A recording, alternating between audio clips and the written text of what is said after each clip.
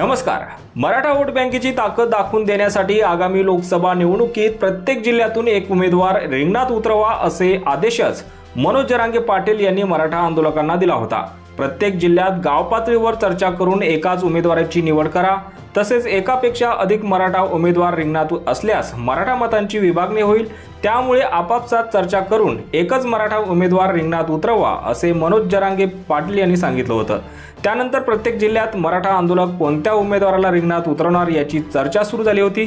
या सगळ्या घडामोडी सुरू असताना पुणे लोकसभा मतदारसंघातून एक महत्त्वाची माहिती समोर येत आहे।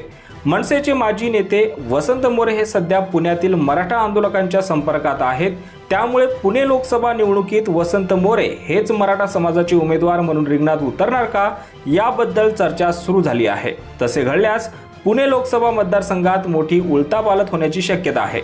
वसंत मोरे यांनी मंगळवारी पुण्यात पार पडलेल्या मराठा समाजाच्या बैठकीला उपस्थिती लावली होती। पुण्यातून लोकसभेची निवडणूक लढवायची की नाही यासाठी मराठा समाजाकडून या बैठकीचे आयोजन करण्यात आले होते, परंतु या बैठकीत वसंत मोरे यांनी उपस्थिती लावल्याने अनेकांच्या भुवया उंचावल्या आहेत।